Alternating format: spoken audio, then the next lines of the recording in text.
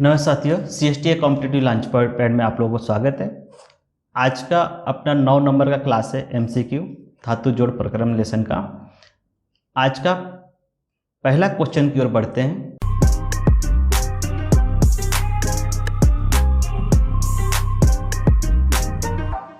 आज का अपना पहला क्वेश्चन है, टैक वेल्ड के दौरान किस जॉइंट में ऊष्मा का उत्सर्जन शीघ्रता से होती है। जो टैक वेल्डिंग होती है उसके दौरान किस जॉइंट में उष्मता से तो एक होती है लैप जॉइंट। ठीक है, लैप जॉइंट में टैक वेल्डिंग करना आवश्यक ही होता है। ठीक है, तो इसके बारे में थोड़ा सा थियोरेटिकल अपने को देख लेना है। ठीक है, टैक वेल्डिंग के दौरान लैप जॉइंट में ऊष्मा का उत्सर्जन शीघ्रता से होता है। लैप जोड़ में जोड़ी जाने वाली प्लेटों को एक दूसरे के ऊपर लगाकर जोड़ा जाता है। ठीक है, लैप जोड़ लगाने से पहले कुछ दूरी पर टैकिंग कर दी जाती है, जिससे ऊष्मा तेजी से खर्च होता है। टैकिंग से प्लेटों को पुनः संरेखण बना होता है। तो लैप जोड़ आप लोगों को कई बार आ चुका है और मैं बता चुका हूं, तो इसलिए इस पे ज़्यादा अभी चर्चा करने की आवश्यकता नहीं है। ठीक है, अभी इसका आंसर पढ़े तो आप लोगों को समझ में आ ही गया होगा लैप जोड़ होता कैसा है। ठीक है, चलिए नेक्स्ट क्वेश्चन की बढ़ेंगे।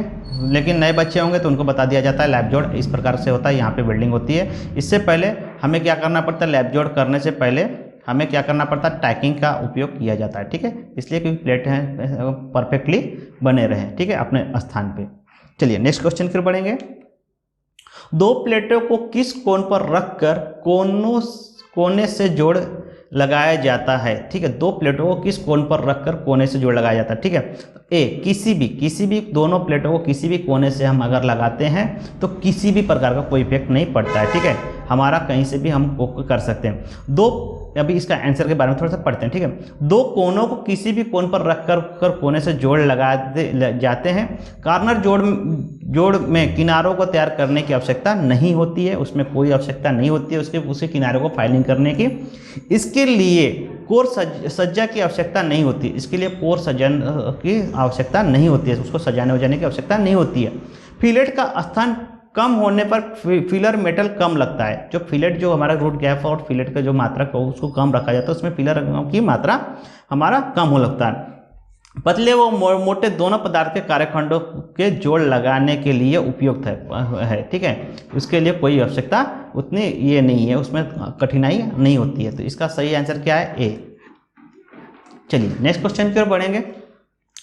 आप लोगों का आंसर इसलिए मैं यहाँ पे लगा देता हूँ साथ ही साथ कि मान लीजिए कैसा होता है थ्योरी के साथ, जैसे आप लोगों को मैं पढ़ के समझा भी रहा हूँ, बट लेकिन कैसा कोई बच्चा क्या होता है कि नोट करना चाहता है। तो नोट करना चाहते हो अगर आप, तो इसके लिए ये आंसर भी लगा दिया जाता है कि आप इस क्वेश्चन के साथ साथ इसका थ्योरी भी नोट कर सकते हैं। आप कोई बच्चा कैसा होता है कि वो तो अपना एक नोट्स बनाता है, उसके लिए ये सब चीज़ें मैं कर देता हूँ। ठीक है, आप लोगों को हर तरह से आप लोगों के लिए सोचा जाता है कि किस प्रकार से आप लोगों को समझ सके।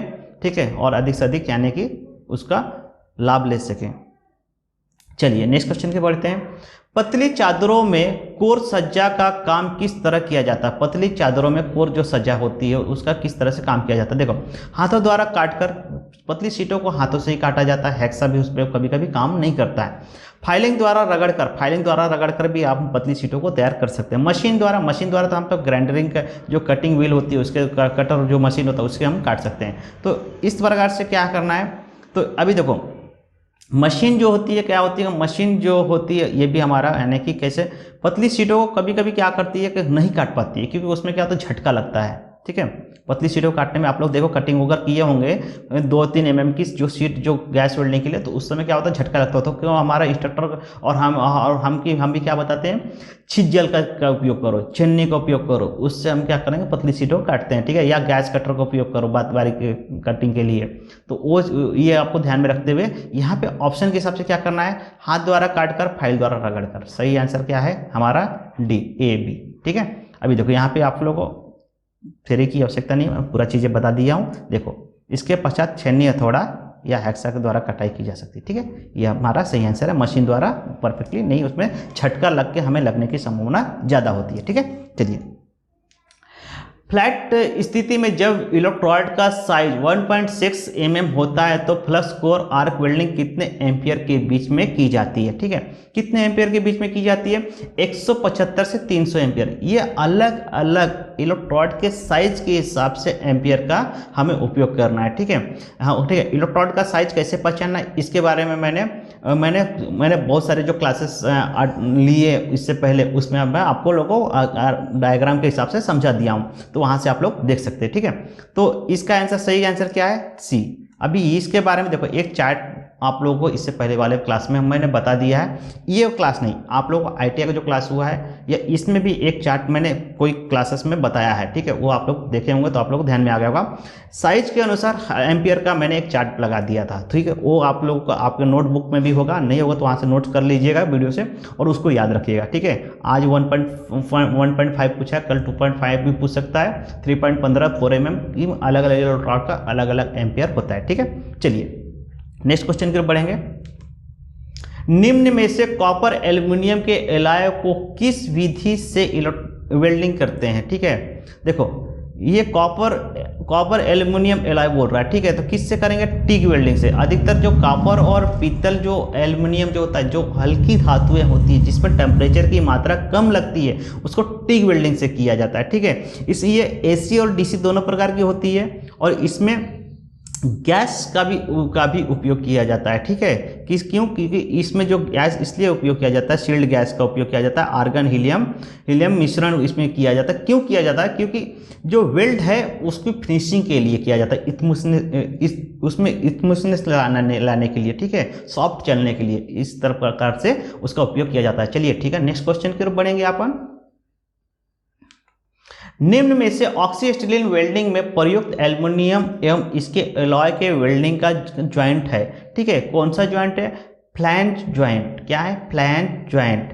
तो ये फ्लैंज ज्वाइंट होता क्या है? देखो, फ्लैंज ज्वाइंट ऑक्सीस्टिलीन वेल्डिंग में प्रयुक्त एल्युमिनियम एवं इसके एलॉय के वेल्डिंग का ज्वाइंट है। क्या है? ये एल्युमिनियम एलॉय के ज्वाइंट का नाम है, प्रकार है। ठीक है, फ्लैट ज्वाइंट। इसका सही आंसर क्या है? सी। ठीक है, एल्युमिनियम की ऑक्सीस्टिलेंट विधि द्वारा वेल्डिंग, इसके द्वारा वेल्डिंग करने पर एक विशेष फ्लक्स प्रयोग करना चाहिए। ठीक है, जो फ्लक्स होता है, आप लोग फ्लक्स का भी प्रकार मैं पहले पढ़ा चुका हूं। ठीक है, उसके हिसाब से प्रयोग करना चाहिए। मोटे सेक्शन वेल्ड करने के लिए फिलेट रॉड की बेस मेटल के कंपोजिशन की होनी चाहिए। ठीक है, जो बेस मेटल का जो बेस है उसकी कंपोजिशन कैसी होनी चाहिए? उसके फिलेट रॉड से भी, बेस मेटल से भी होनी चाहिए। साधारणतः 5% सिलिकॉन युक्त फिलेट रॉड होनी चाहिए। उसमें सिलिकॉन की मात्रा कितनी होनी चाहिए? कम से कम 5% होनी चाहिए। इससे 0.8 mm से 25 mm मोटी चादरों की वेल्डिंग की जा सकती है। ठीक है, इस प्रकार से आप लोग हर एक चीज़ को अगर विस्तारित से पढ़ेंगे और समझेंगे तो आप लोगों का वेल्डिंग जो है ट्रेड्स इतना हार्ड नहीं है और वेल्डिंग पेपर भी आप लोग फटाक से क्रैक कर सकते हैं। ठीक है, अभी ये सब कैसे, ये देखिए ALP 2018 में पूछा गया और उसके बाद तो ALP आया ही नहीं है। अब आने की संभावना है, अभी से लगे रहते हैं, आएगा थोड़ा आसान हो जाएगा हमारे लिए। ठीक है, चलिए नेक्स्ट क्वेश्चन और बढ़ते हैं। 1.2 mm मोटी शीट के जोड़ की तैयारी के किनारे किस कोण पर मोड़े जाते हैं? ठीक है, 1.2 mm मोटी शीट, ये उतनी कोई ज़्यादा मोटी नहीं है, बहुत पतली है। ठीक है ना, ये इसको हम पतली शीट बोल सकते हैं। किस पे मोड़ी जा सकती है? देखो 90 डिग्री पे आराम से इसको मोड़ी जा सकती है। जैसे 45-60 पे क्या है, 1 mm में होता ही कितना है? 1.21 mm होता ही कितना है? ठीक है, आप लोग देखोगे तो बोलोगे ये एकदम बारीक है। ठीक है, तो ये इसका सही आंसर क्या है? बी। चलिए नेक्स्ट क्वेश्चन की ओर बढ़ते हैं। दिया गया चित्र किस प्रकार की वेल्डिंग का है? जो चित्र दिया गया है आपको, ये किस प्रकार के वेल्डिंग का है? Flash butt welding. क्या किस प्रकार का है? Flash butt welding. यहाँ पे वेल्डिंग हो रही है, ये बट वेल्डिंग है। कौन सी वेल्डिंग है? Butt welding. ठीक है, चलिए नेक्स्ट क्वेश्चन की ओर बढ़ेंगे। इसका थ्योरी है, आप लोग थोड़ा सा देख लीजिएगा, इसमें कुछ ज़्यादा कुछ खास नहीं है, जो मैं आपको बताया वही है। ठीक है, चलिए वेल्डिंग किसी ज्वाइंट में से बाहर निकली बारीकी व्यर्थ धातु को कहते हैं। क्या कहते हैं भैया? फिन। क्या कहते हैं? फिन। ये थोड़ा नया वर्ड आप लोग को दिख रहा है, ये थ्योरी में पढ़ेंगे तो आप लोगों को क्लियर हो जाएगा। बट लेकिन देखते हैं, वेल्डिंग किस ज्वाइंट में से बाहर निकलती है बारीकी धातु व्यर्थ धातु को फिन कहते हैं, ठीक है। जैसे स्लैग जैसे है ना, स्लैग वगैरह, वैसी जो कुछ भाग निकलता है उसको भी फिन कहते हैं, ठीक है। चलिए नेक्स्ट क्वेश्चन। अच्छा, हर एक पेपर में थोड़ा सा अलग अलग वर्ड यूज होता है क्वेश्चन में, ठीक है, उसमें अपने को घबराना नहीं है, ठीक है। वेल्डिंग ज्वाइंट की जड़ को क्या कहते हैं? वेल्डिंग ज्वाइंट की जो जड़ होती है उसको क्या कहते हैं? क्या कहते हैं? तो रूट कहते हैं। क्या कहते हैं? रूट। वेल्डिंग ज्वाइंट की जो जड़ होती है उसकी जो मजबूती है किस पे डिपेंड होती है? जो रूट गैप होता है हमारा, उसमें ही हमारी वेल्डिंग की मजबूती होती है पूरी। क्योंकि जितना हम उसको रूट गैप में छोड़ेंगे और ज़्यादा भी नहीं छोड़ना है, क्योंकि उसमें कैसा होगा, वेल्ड नहीं हो पाएगा। मात्रा हम कितना छोड़ते हैं? 1 mm से 2 mm। इस वेल्डिंग को करते करते ये जो निचला जो भाग है, गैपिंग है जो है, इसके अंदर भी हमारी क्या होती है, वेल्डिंग की मटेरियल जो भरते आती है वही हमारी पेनिट्रेशन और मजबूती का काम करती है वेल्डिंग का। तो वही बोल रहा है कि ज्वाइंट की जड़ मतलब क्या है? मजबूती। जो हमारा पेड़ पौधा होता है जड़ पकड़ के रखता है पेड़, तभी तो खड़ा है, वही बोल रहा है उसकी, यानी वेल्डिंग की जड़ क्या है? तो रूट गैप है। क्या है? Root gap. सही इसका आंसर क्या है? सी। चलिए नेक्स्ट क्वेश्चन फिर पढ़ेंगे। यह किस प्रकार का जोड़ है? देखो यह किस प्रकार का जोड़ है, यहाँ पे सीधी सीधी दिख रही है, दो प्लेटें एक दूसरे के ऊपर जुड़ी हुई है, तो हमारा क्या हो गया? इधर से वेल्डिंग होगा, इधर से वेल्डिंग होगा, या की होल होगा, तो लैप जॉइंट, ठीक है, ठीक है, लैप जॉइंट। चलिए नेक्स्ट क्वेश्चन फिर पढ़ेंगे। यह किस प्रकार का जोड़ है? किस प्रकार का जोड़ है? बट जोड़ है। क्या है? बट जोड़। ये जब मोटी ज्यादा शीट होती है तो उसमें क्या करता है, एक यानी कि गैप दे दिया जाता है मजबूती के लिए, ठीक है, एक दूसरे को पकड़ के लिए, ठीक है। ये लेकिन बट जोड़ का काम कर रही है, ठीक है। चलिए नेक्स्ट क्वेश्चन फिर बढ़ते हैं। यह किस प्रकार का जोड़ है? ये भी किस प्रकार का जोड़ है भैया? देखो क्या है? टी जोड़ है टी। अभी ये उल्टा टी है, कोई दिक्कत नहीं, लेकिन क्या है? हमारा टी है। चलिए नेक्स्ट क्वेश्चन बढ़ते हैं। यह किस प्रकार का जोड़ है? देखो भैया सिंगल वी है, दिख रहा है, सिंगल वी है, ठीक है। ये रूट गैप है 1 mm 2 mm का, इसलिए सिंगल वी है। चलिए नेक्स्ट क्वेश्चन की ओर बढ़ेंगे। इसका सही आंसर ए। यह जोड़ किस प्रकार का है? ये क्या है? कॉर्नर है भैया।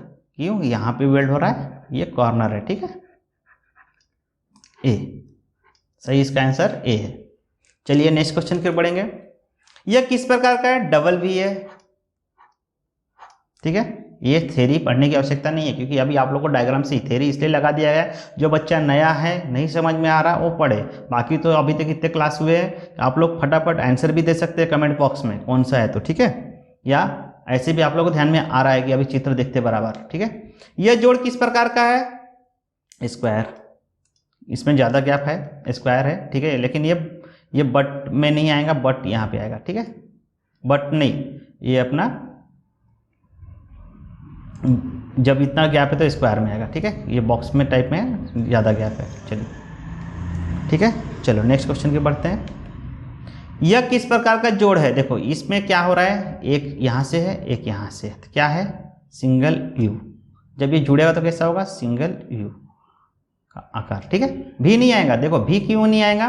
क्योंकि देखो यहाँ पे डबल वीवेल बता रहा है, वी सिंगल वीवेल, तो वीवेल नहीं आएगा। वीवेल कैसा आएगा? ऐसा होगा, ठीक है। यहाँ पे थोड़ा सा, यहाँ पे क्या हो रहा है? डिस्टेंस ज़्यादा हो रहा है, क्या हो रहा है? डिस्टेंस ज़्यादा हो रहा है, तो ये कैसा आकार बना रहा? यू का बना रहा है, ठीक है। चलिए नेक्स्ट क्वेश्चन पे बढ़ेंगे। इसका सही आंसर सी। यह जोड़ किस प्रकार का है? तो डबल यू। किसका है? डबल यू, ठीक है। चलिए यह जोड़ किस प्रकार का है? यह जोड़ किस प्रकार का है? देखो यहां पे क्या हो रहा है? लैप। क्या हो रहा है? लैप। यह किस प्रकार का बट जोड़ है? यह किस प्रकार का बट जोड़ है? ये जो जोड़ दिखा रहा नहीं, ये किस प्रकार का बट जोड़ है? बी सिंगल जे। कैसा आ रहा है? देख रहे हो? ये इसमें कुछ हमने छेड़छाड़ किया नहीं किया, हमने यहाँ पे क्या किया है? ऐसे आकार दे दिया, यहाँ पे छोड़ दिया थोड़ा सा, तो ये कैसा आकार दे रहा है? सिंगल जे का,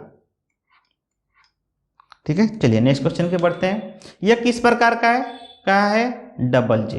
कैसा? इधर से जे, इधर से जे, डबल जे, ठीक है। सही इसका आंसर डबल जे। यह किस प्रकार का है? यह किस प्रकार का है? Close straight. कैसा है? Close straight. ये हमारा लगा है और यहाँ पे क्या कर दिया? नीचे से पट्टी लगा दी गई है, तो हमारा ये वेल्ड हो रहा है और इधर से भी वेल्ड हो रहा है। ये क्लोज स्ट्रेट। क्या हो रहा है? क्लोज स्ट्रेट, ठीक है। चलिए सी इसका, बी इसका आंसर। नेक्स्ट क्वेश्चन है, यह किस प्रकार का जोड़ है? किस प्रकार का जोड़ है? Single fillet. किस प्रकार का जोड़ है? Single fillet. ठीक है, चलिए नेक्स्ट क्वेश्चन फिर बढ़ेंगे। यह किस प्रकार का कॉर्नर जोड़ है? फ्लैश। किस प्रकार का है? फ्लैश। ये नया वर्ड मिल गया। चलो ठीक है, अभी इसके बारे में हम देखते हैं। ये हमारा ऐसे प्लेट है, ठीक है, इस प्रकार का जोड़ हुआ है। ठीक है,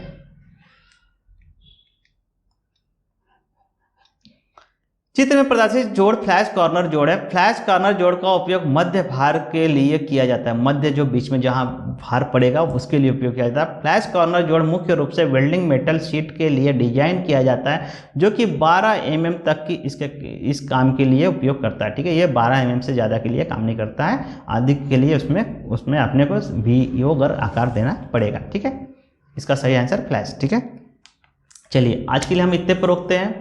ठीक है, आज के लिए हम इतने पे, इसके आगे का जो लेसन है, अभी 200 कितने क्वेश्चन हो गए? 225। तो आज का जो धातु जोड़ प्रक्रम है यहीं पे ख़त्म करेंगे। नेक्स्ट लेसन अपन नेक्स्ट क्लास में लेंगे, उसका थ्योरी और MCQ देखेंगे, चलाएंगे। ठीक है, और चैनल को लाइक भी करना है, सब्सक्राइब भी करना है, बेल आइकन भी दबा लेना है, क्योंकि मालूम है कैसा है कि आप लोगों का प्यार मुझे जितना मिलेगा, जितना लाइक करोगे, जितना व्यू करो, देखो आप लोग पढ़ोगे, सीखोगे, जितना आप लोग अच्छा लगेगा आप लोगों को, और आप लोग मुझे फीडबैक देंगे माध्यम से, मैसेज से, कॉल से, जैसे भी आप लोगों को आप लोग मुझे बताएंगे कि मेरा क्लास कैसा लगा, उतना मुझे अच्छा लगेगा, और आप लोगों के लिए मुझे अधिक से अधिक क्लास लेने की इच्छा होगी। ठीक है, चलिए आप लोगों के लिए इतने पे आज रोकते हैं। Thank you.